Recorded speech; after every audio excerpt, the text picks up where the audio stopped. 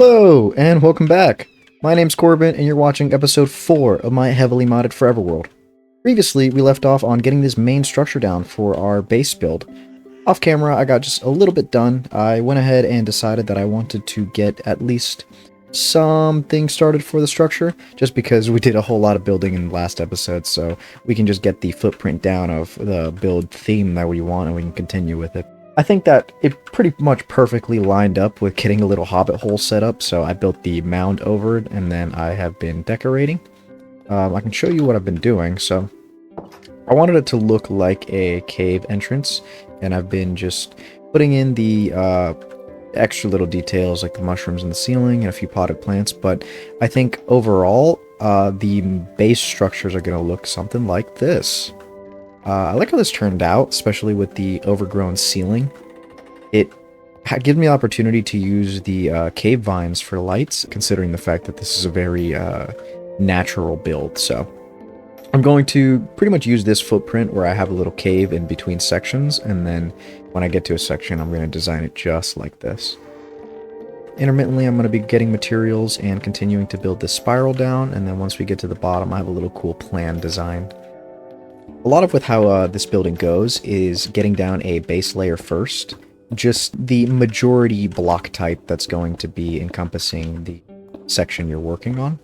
I have been doing cobblestone for these base layers because despite the fact that cobblestone is the most abundant block in Minecraft, I feel like a lot of builders don't use it enough. People consider it like an early game building block, but it has a cool texture. And it also makes you feel reminiscent of older Minecraft versions when there weren't many block types. As you can see here, I start to line it all with the cobblestone. And all of these are going to be bridges connected to the center, so that rather than having to go down the spiral every time, I could just cut across if I wanted to. Best way to build in Minecraft is from all angles. I think you should always have multiple ways to explore a singular build. Right, so cobblestone down. Let's go ahead and do some of the path blocks that I was using. Situating myself as such.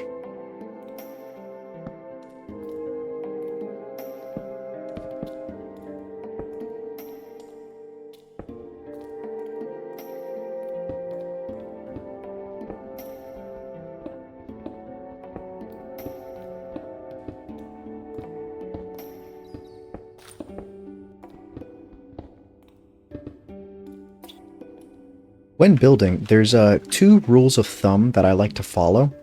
Rule of thumb number 1 is I like to pick at least 3 block types, in which case I'm using cobbled brick, cobblestone, and mossy cobblestone. That way you can get a gradient. Just sitting here and not moving my mouse at all, you can see that it already looks like it has more texture because I'm picking different blocks to use. I also like to throw in what I like to call layers. So there's different blocks in Minecraft that have different sizes and shapes. Here's an example with cobblestone. You have cobblestone, you have a slab, you have cobblestone wall, you have cobblestone stair, and all of these variants give you a different angle and give something depth. For example, if I were to butt up cobblestone against a wall, that is very blocky, but if I were to break up the gradient with a staircase, you see that there's a gradual incline there. So something like a scene like this, I like to break up where it looks like I'm staring at a sharp corner so that I can round it off more. So something like that, something like this, maybe toss it in there, and maybe throw in a few stairs up here. Probably not 2. Maybe throw in a slab, some slabs right here. And you can already see that it's formulating more of a cave system. It's just one way to trick the eye to accept that there's more things happening in this cave. In particular, I'm just trying to use Minecraft blocks right now. I don't know if, yeah, the cobblestone brick isn't, but this is just an example with regular Minecraft blocks. And then you have to take into account for lighting. So I've been using a lot of the glow shroom, right here, glowberries, as my cave lighting, because, well, it breaks up that same thing with color as well. So, also, don't be afraid to put things in the way of your vision, like a vine, for example. Even though this kind of cuts off a little bit of line of sight, it adds variety to what you're looking at. Glowberries are fun in particular because they also add lighting. So already we're cooking up a little bit of a pathway here. I'm going to also do what I was doing with the flower pots, where I'm going to toss in flower pots on these stands. And the reason I take the time to add these flower pots is because otherwise it would look too gray of an area. It wouldn't have anything to bring your eye to. If it's going to be a build that I'm walking through often, like a base, I want to have mental stimulus every time I'm traveling through it, rather than just feel like I'm walking through cobblestone all the time. And some moss. Looks good.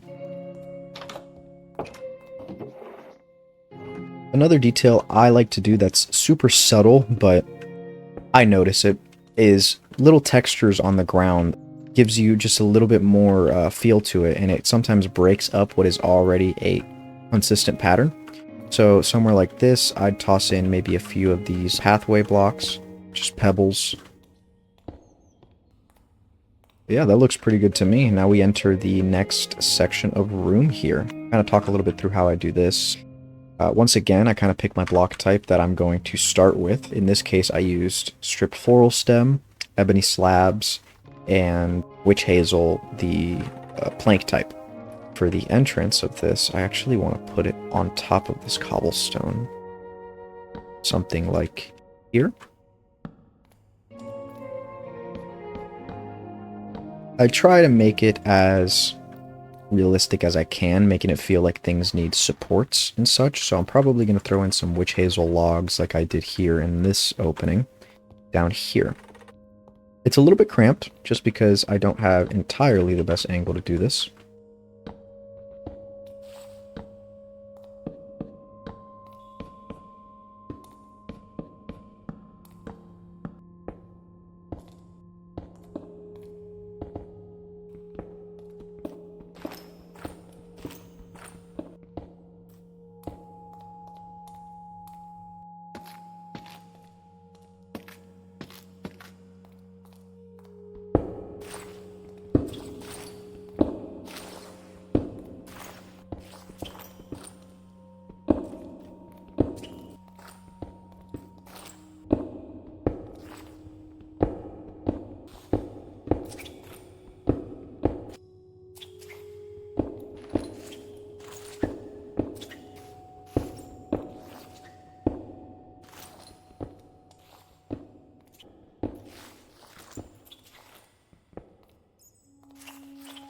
Another rule of thumb that I particularly like to use when building any room, if you have an initial dimension size that you know you want, make the room 2 blocks larger in every direction.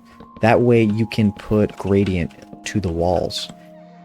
Essentially, you want to be able to place multiple blocks for a wall type rather than just one kind of block. That just gives you more room to play with when you want to add some of those variety blocks, like the staircases, like the slabs. You'll see in a minute what I mean here about how I place my blocks. It always starts the same. You get a base layer down of the main color or the main block type you're going to use out of the room or floor or whatever it's going to be. And then you want to give it its character, texture it, maybe add arches, designs, in which case the walls here are all witch hazel planks, and the floor is going to be the ebony color. However, I use for my floor slabs, just because one, it's easy way to save on a block type that you don't want to have to go collect over and over again, but two, because particularly for modded Minecraft, you're oftentimes running wires and pipes through walls and such.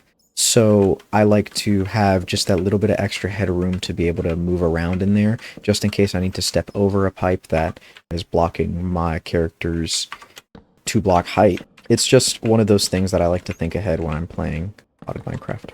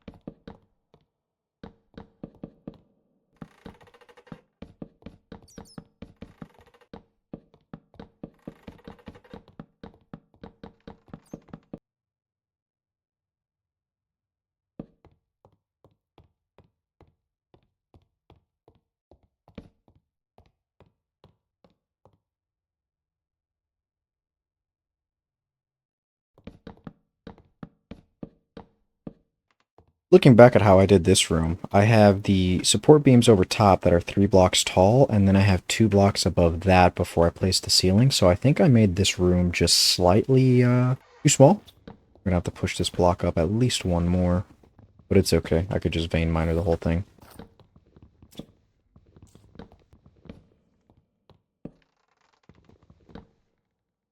You might be hearing a whole bunch of ambient sounds, and that's honestly by design. I really like the ambient sounds that it adds. However, the floor creaking that you hear, see if I can get it to happen.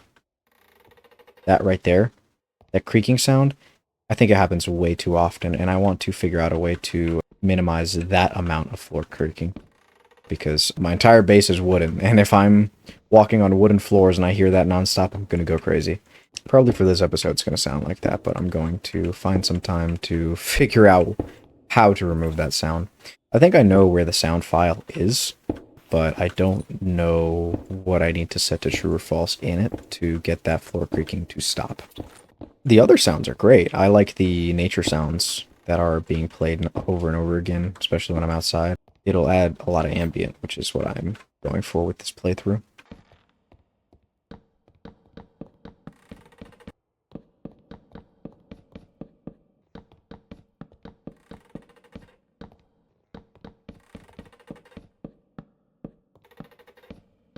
Disregard. The floor creaking was actually getting out of my nerves, so I went ahead and removed it. Turns out there is a file for the resource packs that allows you to see every sound that gets added into it with the resource pack. So if you just, there's 3 different variations of the floor squeak, so I removed all 3 of them, and it seems to be working. No creaking. Nothing. I'm just walking around normally, and I'm not hearing any creaking.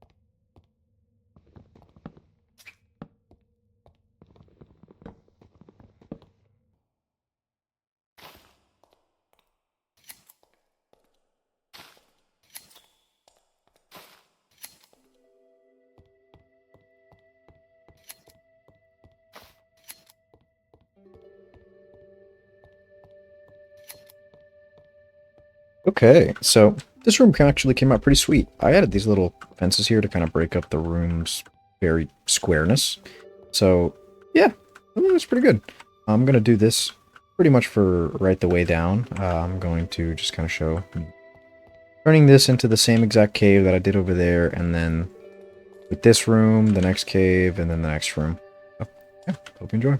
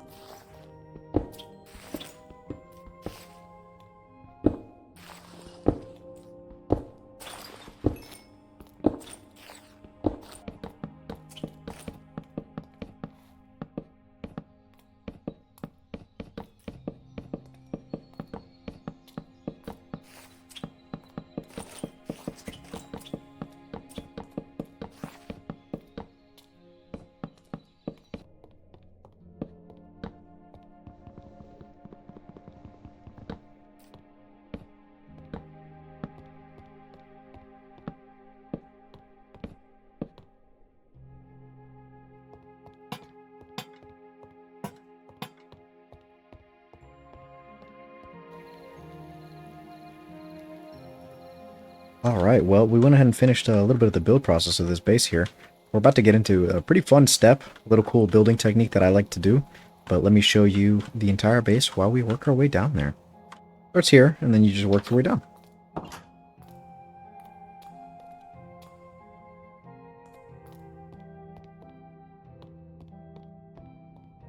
I really like how it turned out. I haven't really done a base design like this, but I have a good idea for how I want to do all of the areas.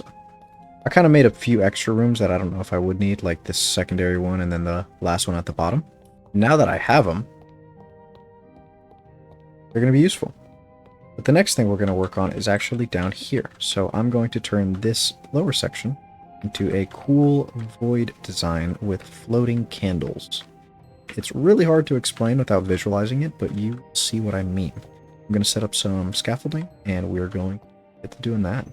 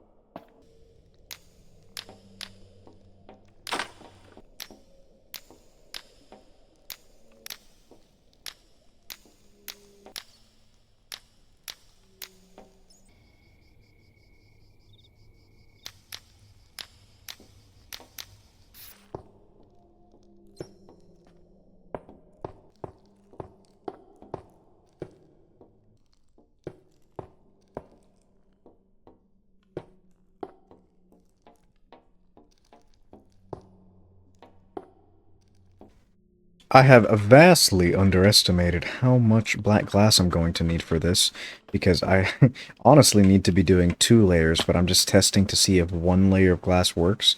And you can see how it's starting to develop that fog effect with the candles placed. I like how it's turning out. I just need to stop for a second and go get a whole bunch more sand smelted, but it shouldn't be too bad.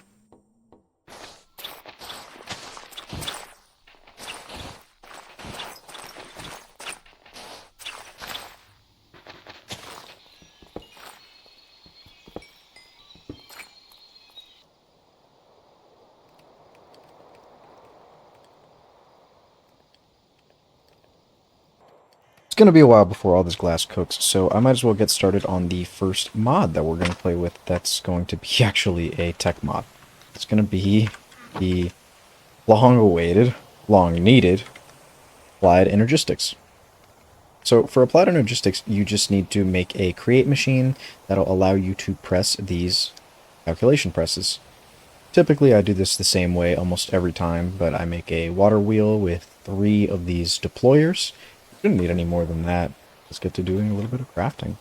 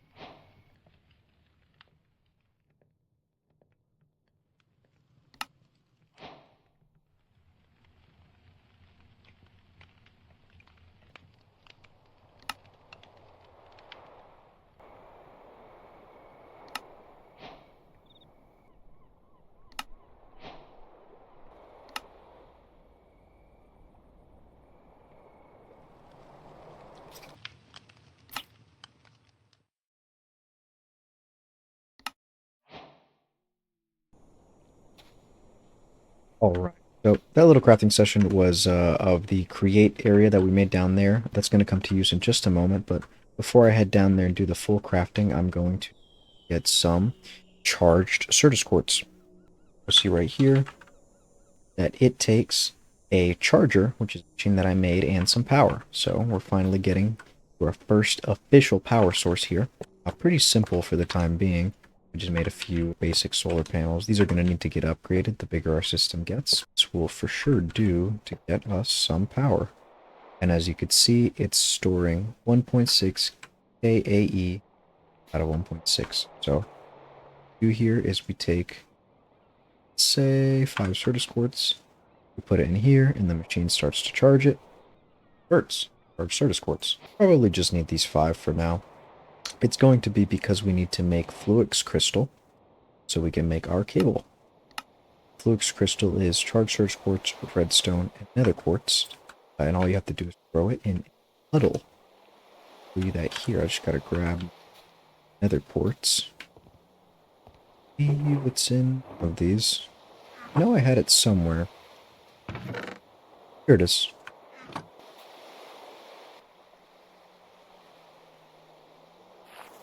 So what you do is you have any water source and you take your charged Certus quartz, an equal part of its redstone, equal part of its nether quartz, and you will see turns into that.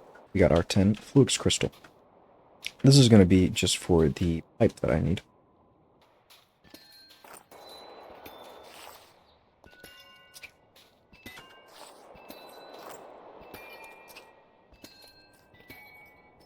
I'll eventually have to go get more of these budding crystals because they do waste, just like this one. See, it started budding and it has no block texture on it anymore, so that means that it can't produce.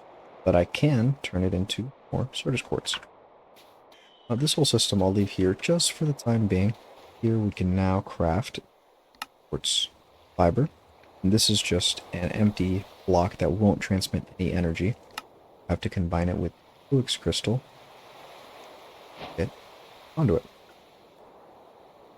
With that being said, I can now head down to our crafting area downstairs and start making some processors. For Applied Energistics, we need to make a few machines. The ME drive, a controller, and a crafting terminal. Now, the core system of this mod and how it works is the creation of these processes. As you can see, all these machines require some sort of a processor to get it crafting. So this machine, the create contraption in front of me, is what makes these processors, and I'll show you.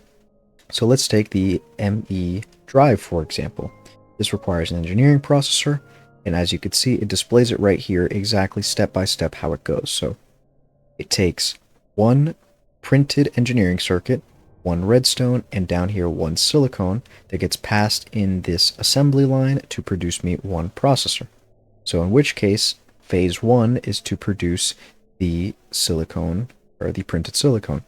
So you do that by putting the inscriber silicone press in the top of one of these machines and a silicone to get fed onto the conveyor belt. Kind of like so. Click it into place. You put the silicone in the back, and then you just turn the machine on. As you can see, it is now moving down the assembly line. It's going to go ahead here and press it, and it'll automatically get put into this chest.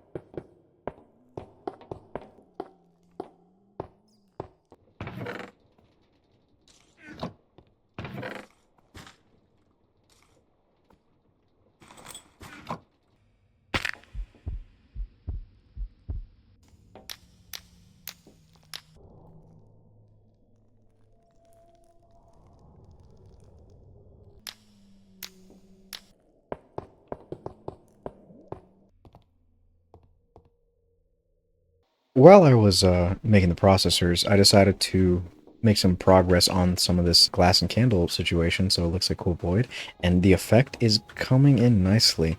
You can see that the candles that are lower down are a little bit darker than the ones that are grading up. I totally wish that I had way more glass and way more candles, because this is about all I can do for now. You could see that there's a nice sparkle to it. I'm gonna walk up here so you could see the whole view from the way down. This is exactly the effect that I wanted. So it looks like the roots are kind of magical or seeping energy from the ground a bit. Pretty solid. I wonder what it looks like from the very top. I haven't seen that yet. If you could even see the candle, but sure you could. I was concerned that the particle texture for the candles would not be showing, just because of the way the mod's set up. Particles go away a distance, so yeah, you can hardly tell that they're gleaming at all, but you could at least see that they're the white specks there. And I think that they're even brighter because they're lit, so at least it has the light level around them, but it doesn't necessarily have the fire particle.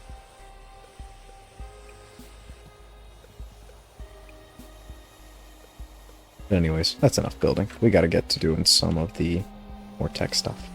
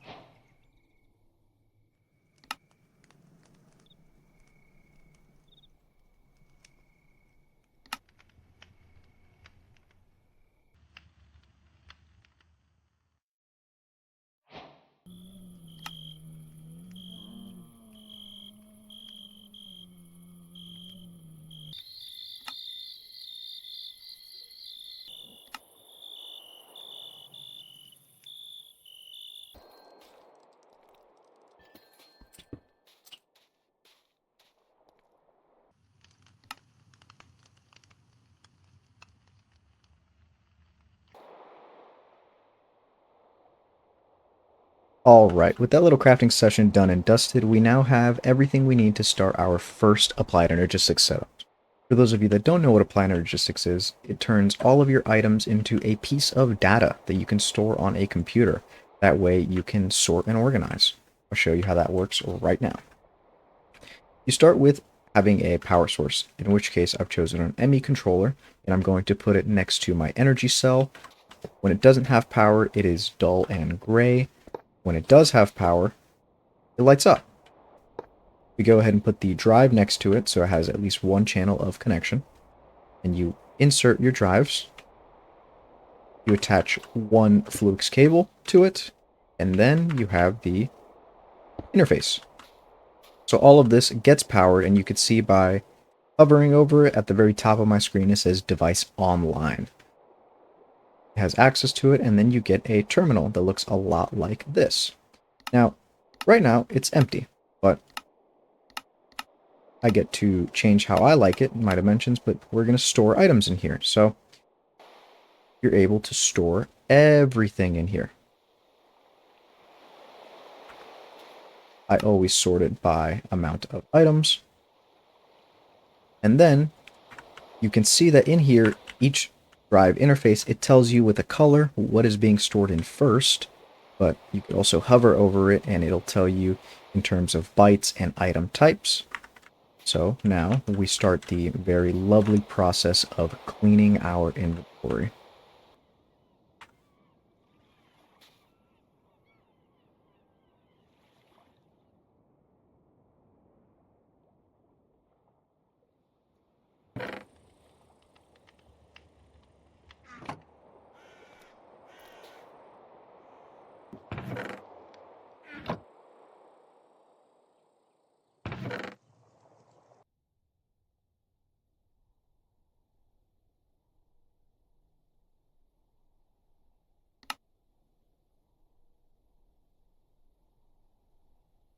It actually filled up pretty quickly, but it only filled up in the terms of item types. If you could see, the red number on all of these is maxed out at 63.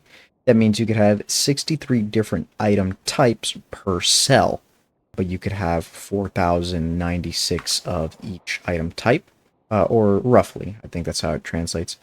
So that happens because you have multiples of items that don't stack, such as swords in here, things that probably shouldn't be in the system. Just go down to the bottom of it and clear it out by things that you just don't see a reason for it to be inside of your system. That way you could free up some of those item types that it is requesting.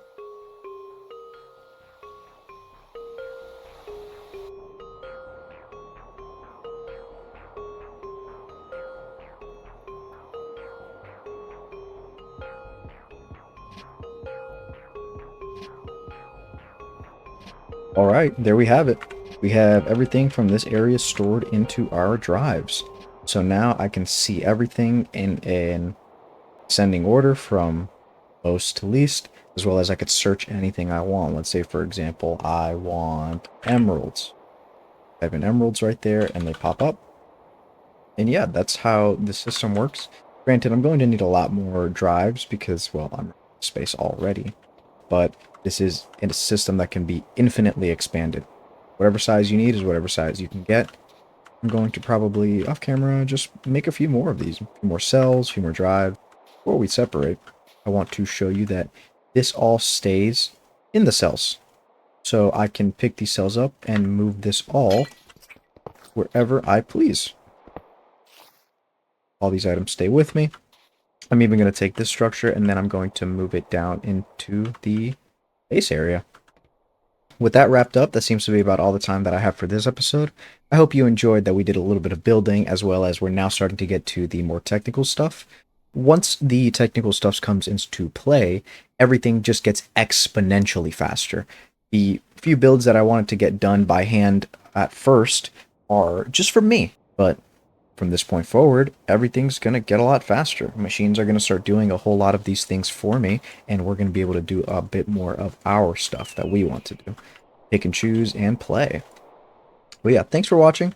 Hope you enjoyed, and bye-bye.